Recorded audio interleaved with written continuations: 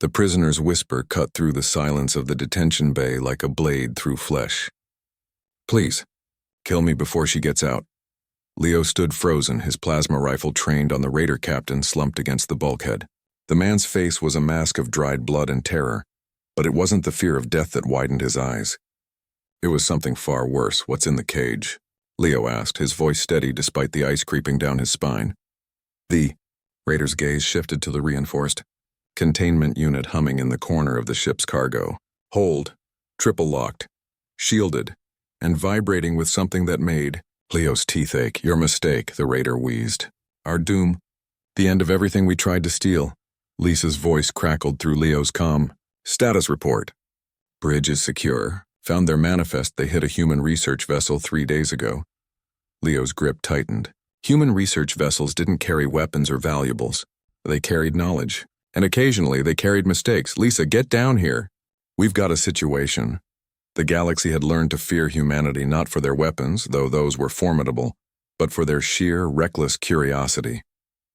While other species cataloged and observed from safe distances, humans poked, prodded, and inevitably brought things home that should have stayed buried in the dark between stars. Lisa arrived within minutes. Her combat armor still scorched from the boarding action. She was smaller than Leo, but every ounce of her frame was coiled violence waiting for release. Her ancestors had survived Earth's harshest environments. She carried that resilience in her bones. Talk, she said to the raider. The captain laughed, a broken sound.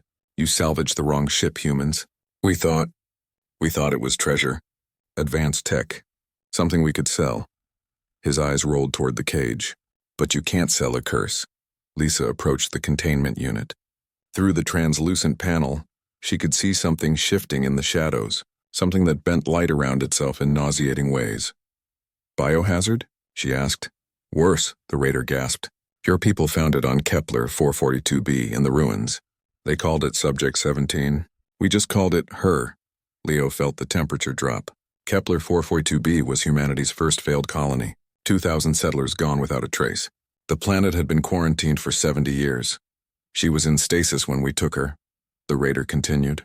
But stasis fields decay, and she's been awake for 6 hours now. 6 hours, and she's already eaten 4 of my crew from the inside. Lisa's scanner beeped frantically as she ran it over the cage. Neural disruption field. Psychic entity? She gets in your head, the raider said. Shows you things. Beautiful things. Makes you want to open the cage. 3 of my people unlocked it before I stopped them. They stood there smiling while she hollowed them out. Leo moved closer, his rifle never wavering from the raider. Why isn't she out yet? The sword, the raider whispered, pointing with a trembling hand. There, embedded in the cage's control panel, was a blade. Not plasma, not steel, ancient metal pitted and scarred, with inscriptions that predated human spaceflight by millennia. It's human-made, Lisa breathed, her scanner confirming what her eyes couldn't believe.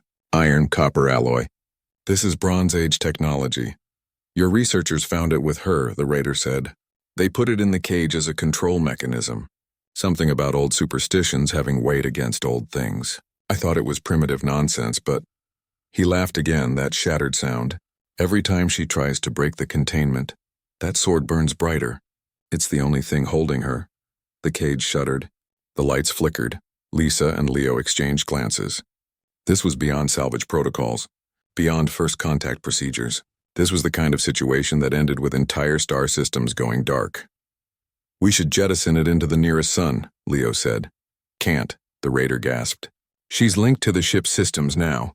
Jettison the cage and she triggers the reactor. We all die and she drifts until someone else finds her. Lisa's jaw clenched. Humanity hadn't clawed its way up from Earth's food chain by backing down from monsters. They'd become apex predators by facing them. Then we end this here, she said, reaching for the sword. No. The raider tried to lunge forward, but Leo's boot pinned him down. You don't understand? The sword isn't keeping her in, it's keeping her weak.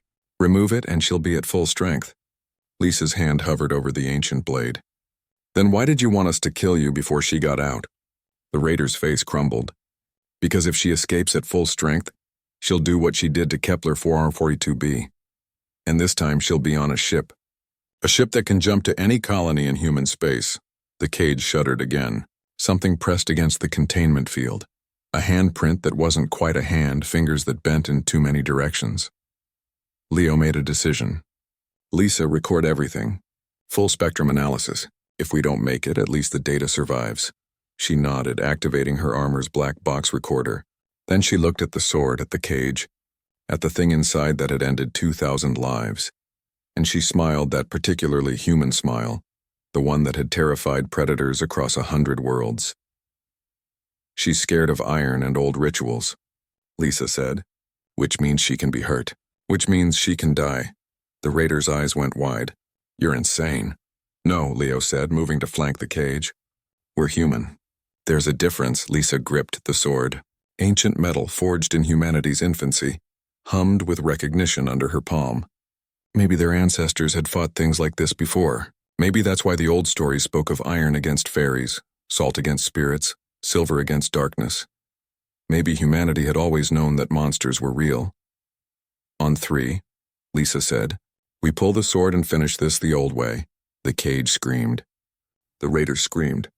And somewhere in the dark between stars, ancient things stirred, remembering why they had learned to fear the upright apes from Earth. Because humanity didn't just survive monsters, they hunted them to extinction. 3, Lisa whispered, and drew the blade.